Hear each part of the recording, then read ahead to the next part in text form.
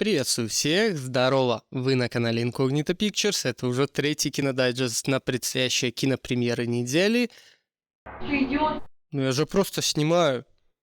Ты идиот? Ну я же снимаю. Ты идиот? Ну про кинохи вон снимаю. Идиот. Так как в наше время люди больше тратят времени на выбор фильма, а не на его просмотр, а ты больше загоняешься о том, что тратишь свое драгоценнейшее время в никуда, ну или просто ленивая жопа, давайте посмотрим, что они там для нас наснимали. Понеслась. Фильмы, говоришь? Хе!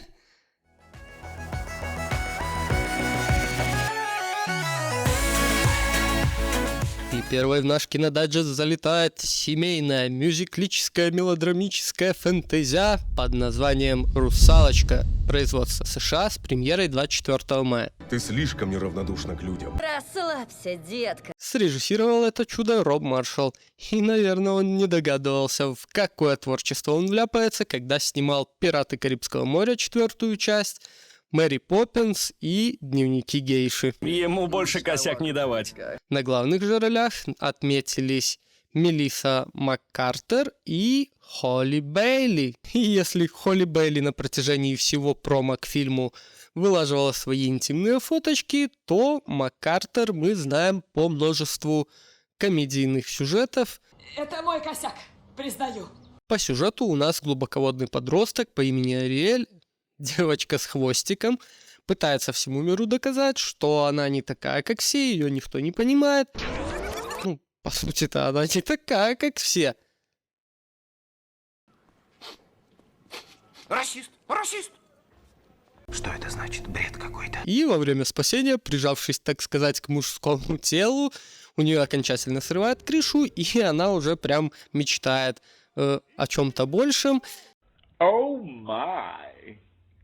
И наша подводная ведьма Урсула наебывает нашу русалочку, отращивает ей ноги, выбрасывает на берег, ну, хоть краб и рыбёх, там, пеликан или какая-то птица, хрен поймешь, она с ними разговаривает. Разве это возможно? Слабо набили косячок. Со следующим могу помочь. По итогу у нее случаются шуры-муры с этим чуваком, которого она спасла. Тритон, батя ее вообще в шоке. Разве мы обязаны быть врагами? Эти ваши папины-дочкины сказочки мне не нужны. Как безжалостно. Еще до выхода этого фильма ходила огромная шумиха о том, что русалочка не такая. Я же в эти дебаты все не ввязывался, не смотрел. Вот сейчас трейлер посмотрел и хочу сказать, что снято очень классно. Ну, конечно, не Аквамен, но и снято-то не для подростковых дебилов, как в Марвел. Это больше фильм для детей. И снято качественно для детей. А то, что русалочка не такая, мне по барабану. Она, в принципе, смотрится более-менее. Это какие-то предрассудки.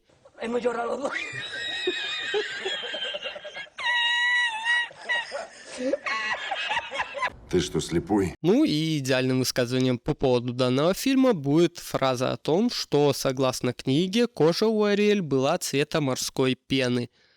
Ну, а сейчас такая экологическая обстановка, что, как говорится, какая пена, такая и русалочка.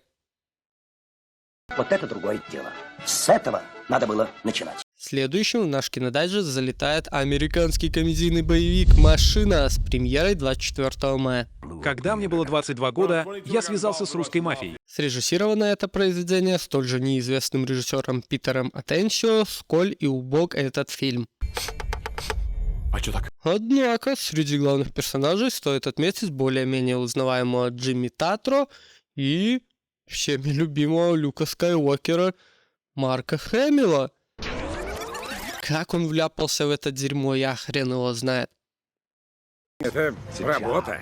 А в работе случается говно. Сюжет начинается с того, что в Россию приезжают американские... Малолетние дебилы. Ну и, конечно же, что они там учиться будут, что ли? Бухают, тягают девок. Только что медведи по улицам не ходят и на балалайках не играют. Алкоголики, хулиганы, тунеядцы. Мое уважение. Марк Хэмилл отыгрывает отца этого дебила. Как оказалось, 20 лет назад, набухавшись, накурившись и вдоволь нагулявшись с девками, Они вытворили какой-то трешняк, кого-то ограбили. Ну, он не помнит до сих пор, короче. И тогда не помнил, и сейчас не помнит. Но русские добро помнят. И спустя 20 лет его вместе с отцом, с Люком Скайуокером, выкрадывают и что-то там требуют от них. Чуть ли не до «мы сейчас вас тут завалим на месте». И начинают с отцом творить трешняк какой-то, жесть какая-то. Я хрен его знает, про что этот фильм. Ну, снято, конечно же, классно, классно. Это же про тупых русских, то, что они ничего не умеют, только бухают, гуляют, и у них бандиты одни там кругом. Хулиганы. Почему наши не снимают ответки на такое говно, для меня остается загадкой. Ну и идеальным описанием данного фильма будет фраза о том, что если вам говорят в такой компании, что вы многогранная личность, то не обольщайтесь, возможно, они имеют в виду, что вы гад, сволочь и алкаш одновременно. Я не говорил по-русски. Все, что я знал, как сказать это. Шизанутый американец. Следующий у нас на очереди классическая американская комедия «Weekend с Батти» с премьерой 25 мая. Срежиссирован данный фильм Лорой Терусо, говорят, очень перспективная режиссерша. Мужчина всегда найдет, чем накормить семью. А вот среди главных героев стоит отметить звезду Роберта Де Ниро, который играет классического итальянского отца, у которого есть великовозрастный сын, который все-таки находит себе девушку, и вот на выходные они должны познакомиться с семьями. Это будет весело. Они старые, у них не лады с башкой. Де Ниро постепенно привыкает к окружающей обстановке, показывает родителям, что есть другая сторона жизни, что можно отдыхать и без денег, что есть что-то большее, чем деньги в этой жизни. Ну да, когда же я приду к таким выводам? Никогда. Ну как так-то? Ничего у тебя нет. Ты голодранец. Комедия очень классная, в классическом стиле комедийном. Даже напомнила мотивы знакомства с факерами. Там 4 фильма было или сколько, но прям тютя в тютю почти. И идеальным описанием данного фильма будет фраза о том, что воспитание — это когда даже повзрослев, ты стесняешься материться перед родителями. Много ты понимаешь в жизни, сынок.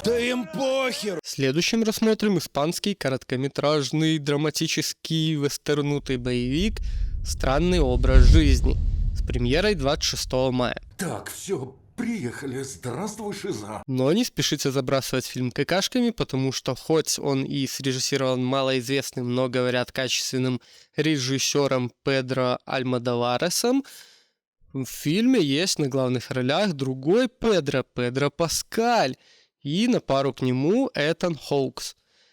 Я тут прямо в осадок упал, думал, фильм прям конфета, но оказалось, это больше артхаусное кино, тем более короткометражка.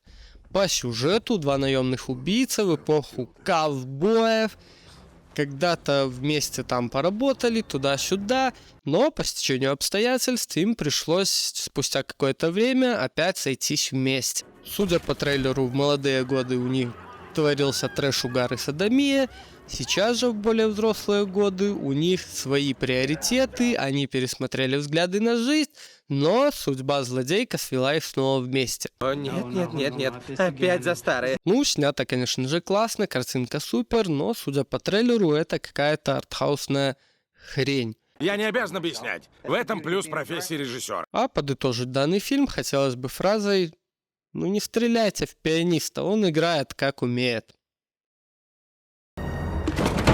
Далее рассмотрим триллернутый ужастик производства США с премьерой 31 мая «Бугимен». Я уже обосрался. Очень страшно. Срежиссирован фильм каким-то вообще неизвестным чуваком Робом Сэвиджем, а на главных ролях все такие же малоизвестные актеры. Опять все через... Но не торопитесь закидывать этот фильм своим словесным поносом, потому что основан он на книге Стивена Матио Кинга и рассказывает историю про существо, которое живет в шкафу. Ну или под кроватью в классическом понимании. Это все только в твоей голове. Ха, дети, вот придумывают всяких историй, а потом...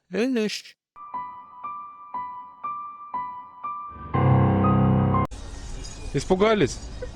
В сюжете опять же таки задействованы, Малолетние дебилы. у одной из которых постоянно видятся эти бугимены. Короче, то ли у нее кукуха поехала, то ли она и вправду что-то видит. Старшой она все время плачет, что, блин, приходит чел, тут шарится по комнате, уродливый, страшный, капец, прям как твой бойфренд. Та в шоке, типа, что ты мне дуришь голову, давай, взрослей уже, заколебала. Также и батя ихний, где мать, я, судя по трейлеру, так и не понял. Короче, с батей они живут.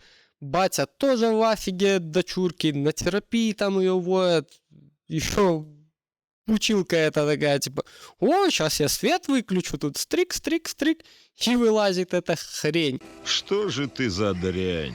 Снято очень добротно, скример на скримере, все как мы любим. Если честно, трейлер я смотрел поздней ночью, и мне пипец как было страшно, если честно. Монстров не существует. Тебе нужно повзрослеть. Я серьезно, Сойер, мне нужно побыть одной. А идеальным заключением к данному фильму будет история о том, как психиатр советует своему пациенту, что если вы видите бугимена, то ущипните себя крепко-крепко, и все, открывайте глаза. Если вы его все так же видите, то ущипните бугимена. Вот дошутитесь.